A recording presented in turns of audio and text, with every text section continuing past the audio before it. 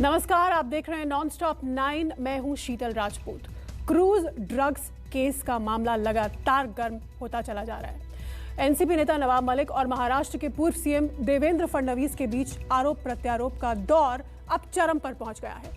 नवाब मलिक ने अब आरोप लगाया है कि फडणवीस ने मुख्यमंत्री रहते हुए मुंबई में जाली नोट और उगाही का धंधा करवाया, अपराधियों को सरकारी पदों पर बिठाया।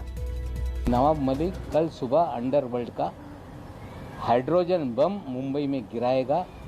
तारीख तय थी, जगह तय थी, वक्त और टारगेट भी मुकर्रर था। घड़ी की सुई जैसे ही 10 पर आई, नवाब मलिक ने कर दिया हाइड्रोजन बम का धमाका।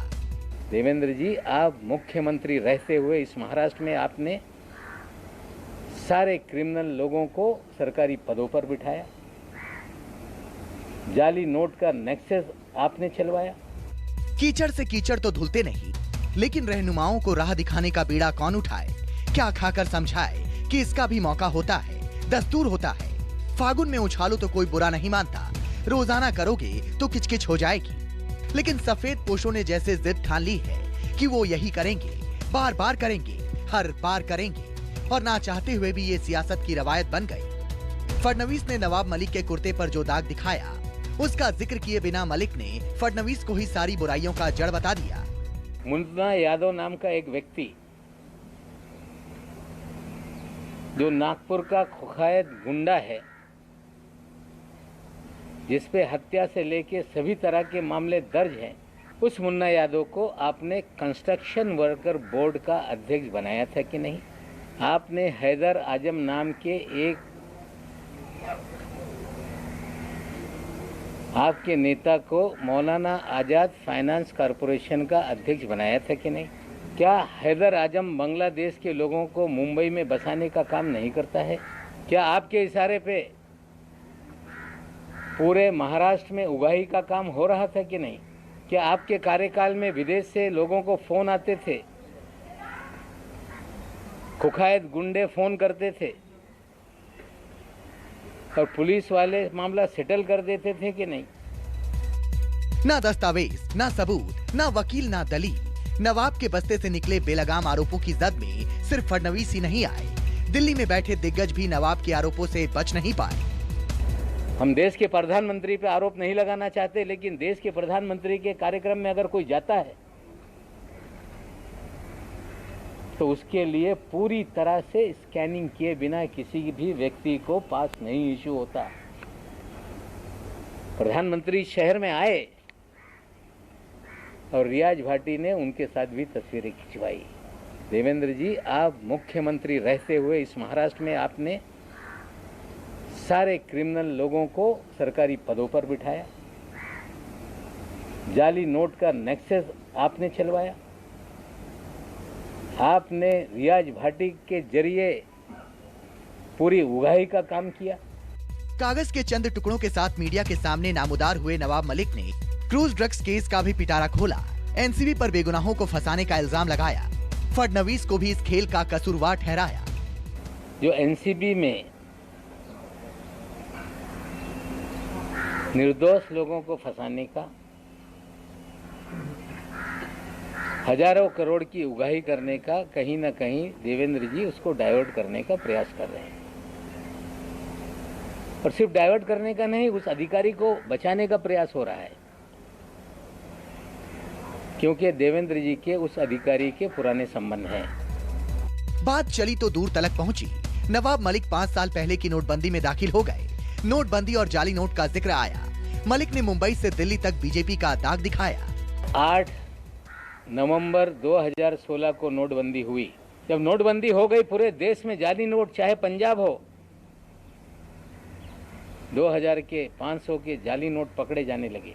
लेकिन 8 अक्टूबर 2017 तक, लगभग 1 साल तक महाराष्ट्र में जाली नोट का एक भी मामला सामने नहीं आया, क्योंकि देवेंद्र जी के प्रोटेक्शन में जाली नोट का खेल इस महाराष्ट्र में चल रहा था। 8 अक्टूबर 2017 को डायरेक्टर इंटेलिजेंस रेवेन्यू ने बीकेसी में एक छापेमारी की, जिसमें 14 करोड़ 56 लाख रुपए के जाली नोट पकड़े गए।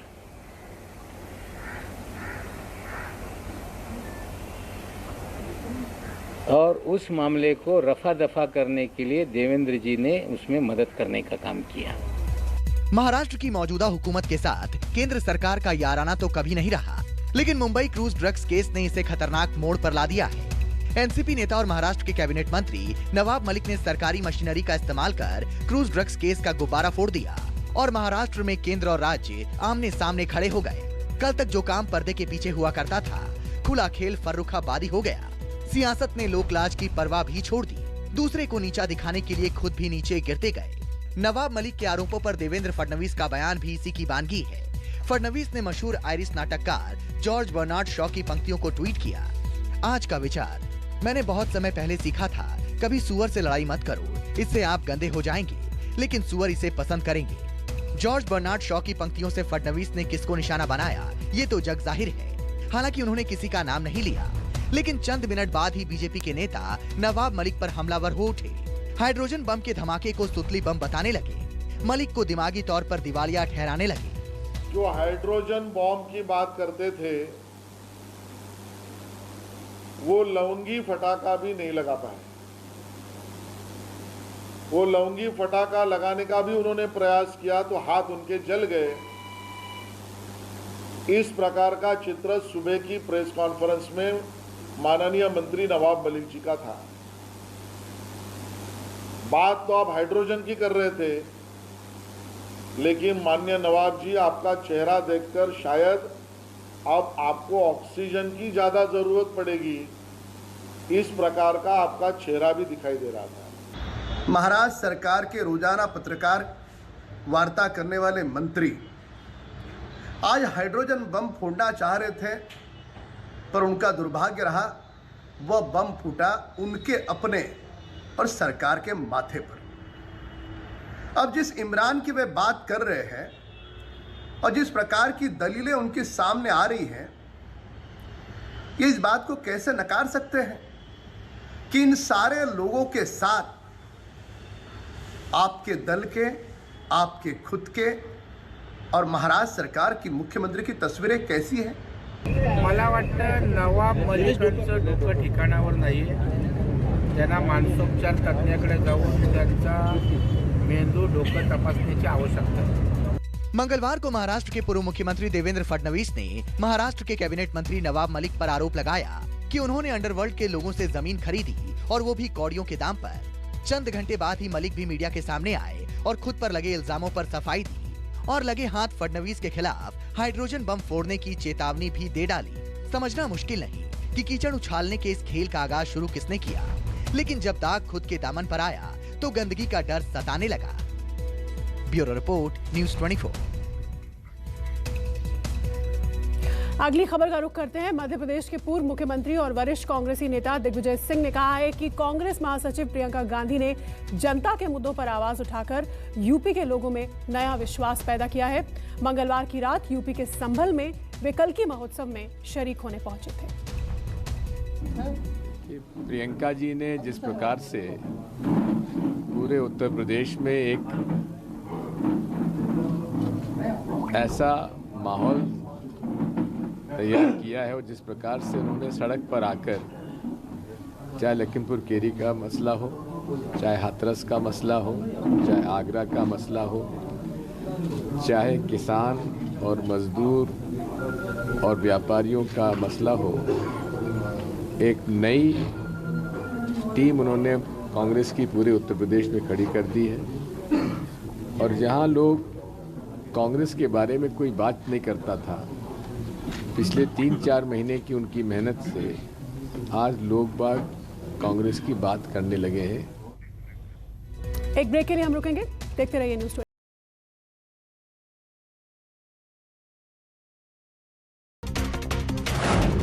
गुजरात के द्वारका में करोड़ों के ड्रग्स बरामद हुए हैं। पुलिस ने इस मामले में 2 लोगों को गिरफ्तार किया है।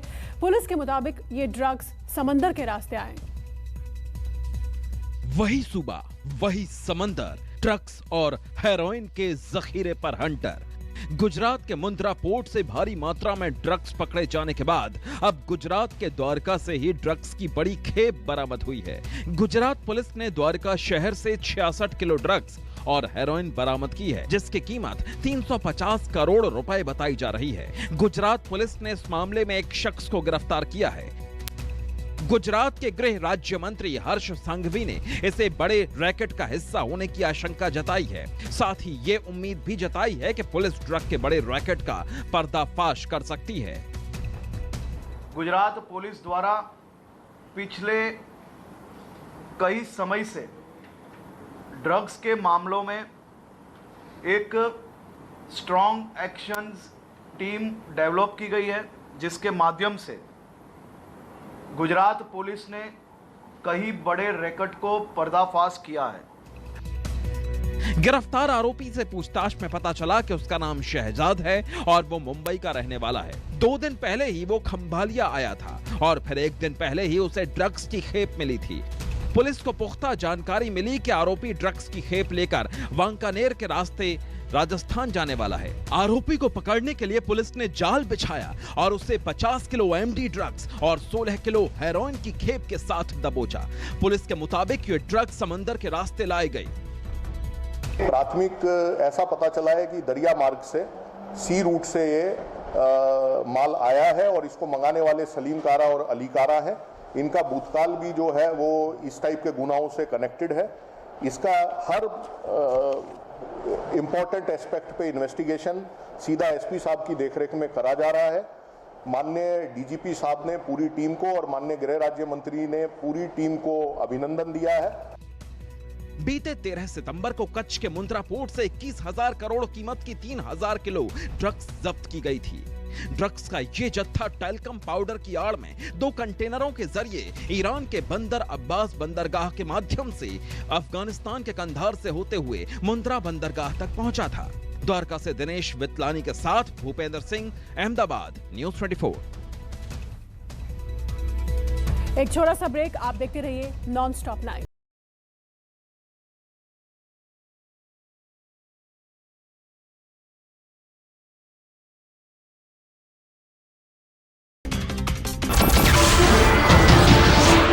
नमस्कार, मैं हूं मानक गुप्ता। अगर आपको हमारा ये वीडियो पसंद आया हो तो इसे लाइक और शेयर जरूर करें और हां, हमें सब्सक्राइब और फॉलो करना ना भूलें ताकि आप देश और दुनिया की कोई खबर मिस ना करें। तो जुड़े रहिए हमारे साथ और देखते रहिए न्यूज़ 24।